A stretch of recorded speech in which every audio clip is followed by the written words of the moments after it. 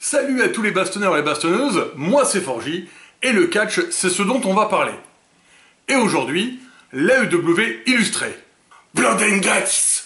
Récap du dynamique du 19 juillet, Blood and Guts. Jack Perry versus Hook. Jungle Boy est mort et enterré, d'ailleurs il doit être quelque part dans le désert. Les enjeux sont clairs, c'est la seule et unique chance de Jack Aziz Lumière Perry d'être pris au sérieux dans son run de heel, surtout après les semaines totalement nazes de course-poursuite qu'on nous a servi. Il affronte Hook, invaincu en solo pour son titre Fuck the World. Hook est puissant, il a de l'instinct, il domine, il est vif et explosif, il est toujours en avance sur Jack. Mais Perry a plus d'expérience, il a appris auprès de Christian, et ça se sent dans sa technique, dans sa manière d'agir. Il se remet d'un passage à l'extérieur à son désavantage pour prendre l'ascendant et tente d'en finir avec une souplesse de toute beauté. Nocelle de Hook, qui se relève direct. Et c'est là où le heel se révèle. Utilisation de l'arbitre, coup de pied dans les joyeuses, rêve bump, coup de ceinture FTW. Il gagne, pas de manière grandiose. C'est pas son nouveau style, non, de manière appropriée. Comme un heel, il est dark, il est nouvelle musique, et plus ou moins un titre, que je pensais pas pouvoir tomber dans les mains de quelqu'un en dehors de l'écurie Taz d'ailleurs, vu que c'est sa ceinture, mais enfin bon. Bref, on part sur les bonnes bases pour Jack Perry, dites-moi en commentaire si le heel turn fonctionne selon vous ou pas. Ah, le premier segment Adam Cole Baby et MJF. Adam Cole amène son meilleur pote dans un resto chinois parce que Max déteste la bouffe épicée et les pauvres. Mais la bouffe est vraiment spicy, hot. Et les deux en chient. Seulement voilà, la boisson pour se rincer la bouche, c'est pas de l'eau, mais alors pas de l'eau du tout, c'est de l'alcool à 100%. Et ils la tiennent pas autant que ça finalement. Pour Adam, le serveur ressemble à Guevara, pour MJF, il ressemble à Garcia. Qu'une seule chose à faire, double corde à linge, baby.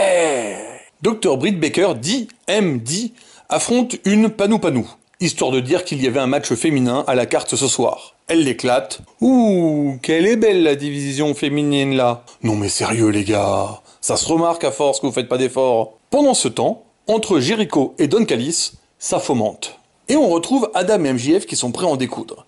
Et Max a fait préparer des boxeurs assortis. Et Adam, lui, a récupéré des vestes assorties. Et Roderick Strong déprime.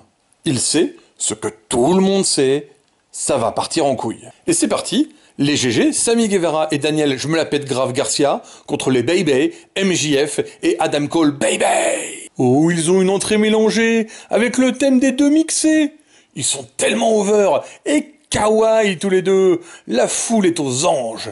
MJF sait très bien qu'il est un heel et que ces moments à prétendre qu'il est un face vont pas durer. Alors il en joue à fond. Il va tellement loin que c'est absolument irrésistible. J'ai tellement ri, mais mon Dieu que ça fait du bien.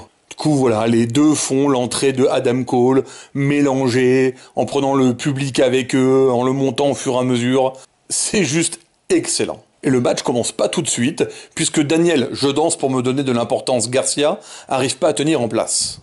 Il en faut pas plus pour que MJF demande au public s'il veut un concours de danse. Et c'est parti, chorégraphié des GG, puis solo disco de Max, et enfin, un moment gênant, très gênant, d'Adam Cole, baby, mais voulu par le public, alors il pouvait pas refuser. Un pur moment de rire absolu de mon côté. Puis les GG lancent l'hostilité. Oui, on peut faire de la comédie WWE style dans un match si on le fait aussi bien que eux ou Orange Cassidy. Je vous fais des shorts sur les segments, l'entrée et le dance-off. Ça vaut bien un peu de vidéo tout ça. Bon allez, on revient au combat. Alors oui, de toute évidence, l'avantage est au baby. L'objectif, le même que depuis 3 semaines, faire une double corde à linge pour la victoire. Mais les GG sont des heureux adversaires et ils combinent très bien ensemble. Du coup, on alterne les moments de fusion entre MJF et Cole, poke dans les yeux, tag enchaîné, appel au public, et les moments de catch technique par équipe entre Guevara et Garcia, qui vont même tenter sans succès la double corde à linge. Et on est servi de niveau catch, impactant, acrobatique, rapide, aérien, le match ne met pas d'action de côté, des kicks, des prises de soumission, tous essaient de gagner. Et sous l'impulsion du public, MJF va même prendre des risques et faire un plongeon suicide à l'extérieur. Et venant de sa part, c'est pas une mince affaire, c'est un exploit qui met tout le monde en joie. Même lui y croyait pas. Allez, c'est le moment d'en finir, double corde à linge et c'est plié. Les GG repartent au brecouille en ignorant Chris. La JAS s'écroule. J'ai un ami qui m'a dit il y a pas longtemps, je suis pas hyper hype pour Forbidden Door, il n'y a pas trop de suspense. Eh bien dites-moi, que croyez-vous qui va se passer là? MJF et Adam Cole vont avoir un super match tag à Collision contre une des meilleures équipes du monde, FTR. Ils vont perdre, les deux meilleurs amis vont se déchirer, parce que en vrai Cole veut la ceinture solo, et MJF est orgueilleux et jaloux. Tout ça est plus ou moins évident depuis 6 semaines. Mais est-ce que le voyage est pas génial? Est-ce que ça doit vraiment être une surprise? Dites-moi ce que vous en pensez dans les commentaires. En tout cas, on nous met les points sur les i dans l'après-match. Mais il peut s'en passer des choses. Et si un peu de Bullet Club Gold se mêlait à tout ça? N'hésitez pas à mettre un pouce bleu et à vous abonner en cliquant sur le bouton.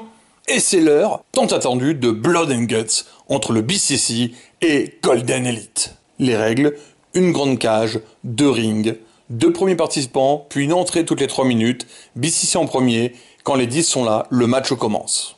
Les 2 premiers, Claudio Castagnoli et Kenny Omega. Alors il est très compliqué de résumer ce match tellement c'est dense. Disons déjà que l'arrivée graduelle des lutteurs permet un premier découpage. Et puis la mêlée arrive, et c'est la foire au spot et avancer des histoires. Un premier point à mettre en évidence, l'Elite est un groupe uni qui en plus voit le début à l'AEW de Kota Ibushi, alors que le BCC, c'est 3 membres du clan, plus Takeshita, plus Pac. Une fois qu'on a évacué l'évidence du gagnant, on peut profiter du spectacle. C'est très physique dès le départ, et ils sont rejoints très vite par Pac. Le but est de profiter d'être en supériorité numérique pour affaiblir. Il y a un gros angle de tension dès ce moment entre Pac et Casta. C'est le pivot du match, ils bossent bien ensemble mais ne se font pas confiance. Arrivé d'Hangman, il rééquilibre les forces et le match repart de plus belle, toujours dans l'intensité et la technique, sa souplexe et sa kick. Arrivé de Mox, et forcément, on monte le niveau de violence pour rentrer dans la phase sang et tripes. Il mord, amène des fourchettes pour son équipe et sort du verre pilé.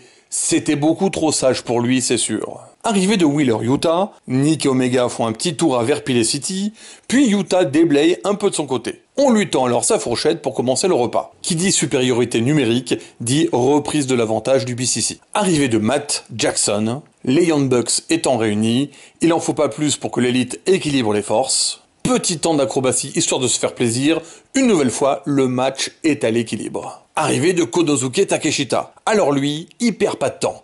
Il rase tous les adversaires pratiquement en ligne droite entre les 2 rings. C'est pas Joe le rigolo, Konosuke. C'est à ce moment-là que John s'ennuie et sort un souvenir de vacances de quand il était chez les fakirs, une planche à clous. Rien que ça. Vous avez envie de voir ça? Bah j'en fais un short. En tout cas, le premier à se le prendre c'est Omega. Ouch! Triple ouch! Vous croyez qu'il voulait devenir fakir lui? Et en plus ça le fait marrer Mox. René Paquette, ton mari est un psychopathe. Fais attention à ce qui se passe dans la cave, vraiment à mon avis, c'est pas très clean tout ça. Allez, dernière entrée, le Golden Boy arrive. Kota Ibushi All Elite.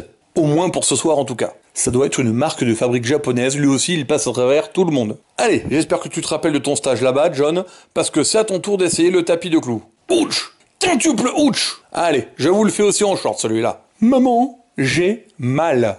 Bon, eh bien tout le monde est là, à partir de là, c'est le chaos, plein de spots, énormément d'actions, je vais juste faire certains points, sinon on s'en sort plus. Il reste encore 25 minutes de match, au moins à ce point-là. Utah et Matt, je crois que c'est Matt, prennent un peu l'air et se mettent sur la gueule au-dessus de la cage. Après une série de souplexes de plus en plus proches du bord, Wheeler décide de retourner voir la terre ferme de plus près. Matt en profite pour jeter des clous depuis le haut, comme ça, en bas, on peut buter tranquillou, Casta et Pac. C'est une énorme spot fest, il y a des jetés de partout, des cascades incroyables, le tempo est affolant, c'est explosif à souhait, pensez à bien respirer pendant le match.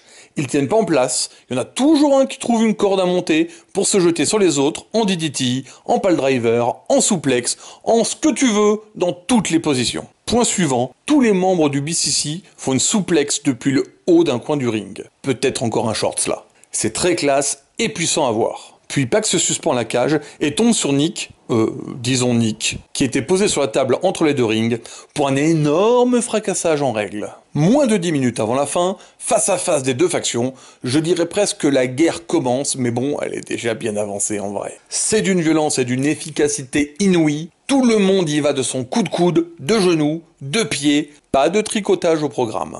Puis tous les membres de l'élite se retrouvent pris en soumission en attendant que Casta fasse son tourniquet et rejoigne lui aussi le gang avec un sharpshooter. Kota se libère et, tout seul, en super-héros, casse toutes les prises.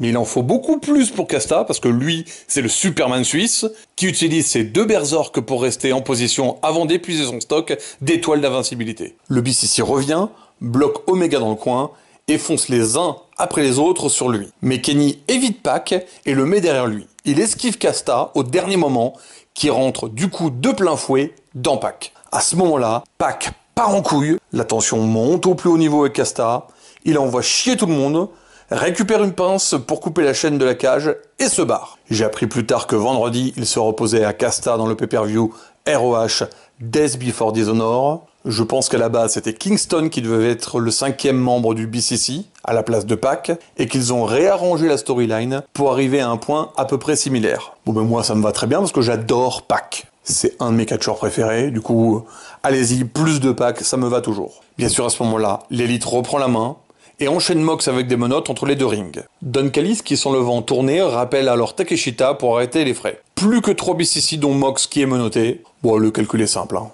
Et puis il faut racheter la défaite de l'Anarchy at the Arena où Wheeler avait fait le tomber sur Omega. Donc Taio, tous sur Utah. Victoire de la Golden Elite, Omega retrouve son Golden Lover et la rivalité BCC Elite touche sûrement à sa fin avec un 2-1 pour ces derniers. Waouh, quelle soirée! 3 matchs qui font avancer leurs histoires et Brit.